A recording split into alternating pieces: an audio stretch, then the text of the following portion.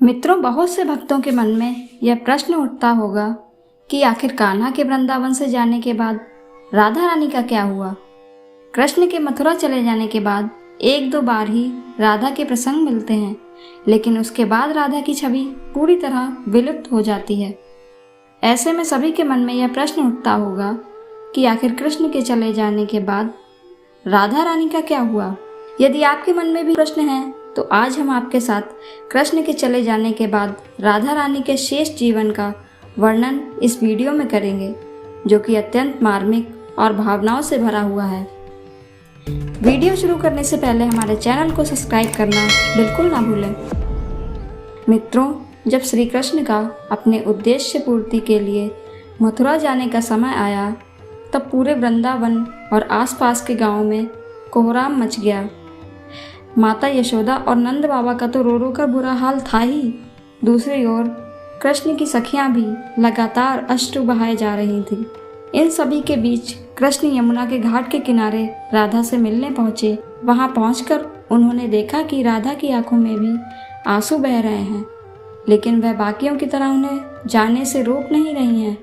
राधा जानती थी कि कृष्ण का जाना आवश्यक है, लेकिन विरह की यह पीड़ा उनसे सहन नहीं हो रही थी। उस समय माता राधा रानी ने कृष्ण से दो वचन मांगे। पहले वचन के अनुसार राधा के हृदय में केवल कान्हा जी का ही वास रहेगा, और दूसरे वचन के अनुसार मृत्यु से पहले उन्हें कान्हा के दर्शन होंगे। श्री कृष्ण ने उन्हें दोनों वचन दिए और बदले में एक वचन मांगा। श्री कृष्ण के मांगे वचन के अनुसार राधा को कृष्ण की याद में अब एक भी अश्रु नहीं बहाना था। यह कहकर कृष्ण ने माता राधा रानी के अंतिम अश्रु पोंछ दिए।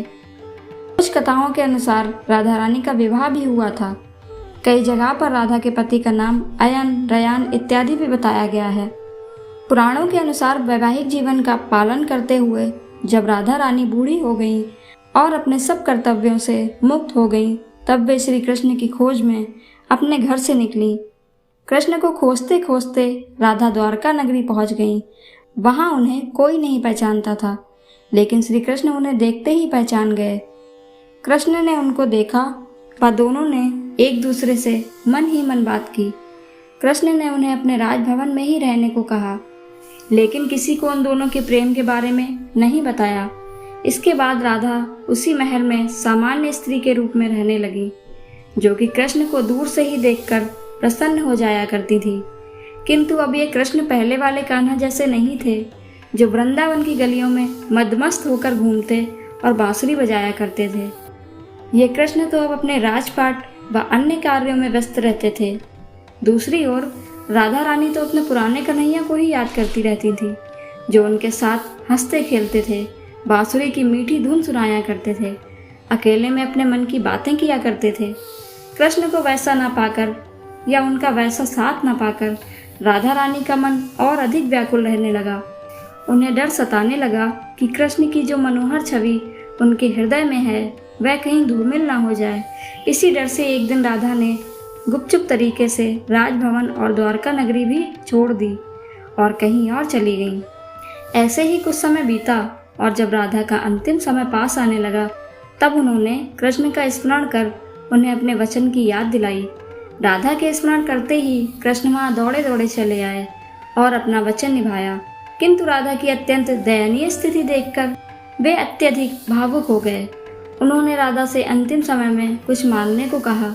इस पर राधा ने उनके सामने एक ही इच्छा प्रकट की कि वह अपने जीवन के अंतिम क्षणों में कृष्ण का वही रूप देखना चाहती हैं जैसे वह वृंदावन में देखा करती थी। वह उन्हें वही बांसुरी की मीठी धुन बजाते हुए सुनना चाहती हैं। राधा का बस इतना कहना था कि कृष्ण ने अपनी बांसुरी उठाई और वह मीठी मीठी धुन बजाने लगे। बांसुरी बजाते हुए कृष्ण और उसकी धुन सुनती राधा, दोनों की आंखों में प्रेम के आंसुओं की धारा बह रही थी।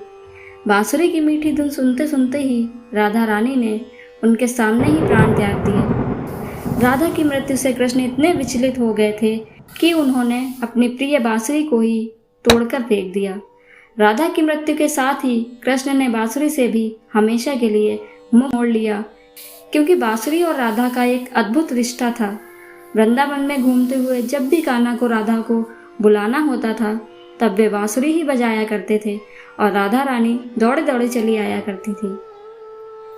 इसलिए राधा की मृत्यु के पश्चात कृष्ण ने अपने शेष जीवन में बांसुरी तो क्या किसी अन्य वाद्य यंत्र को भी हाथ नहीं लगाया। मित्रों, वीडियो पसंद आया हो तो हमें कमेंट्स में ज़रूर बताएं। जय श्री कृष्ण। धन्यवाद।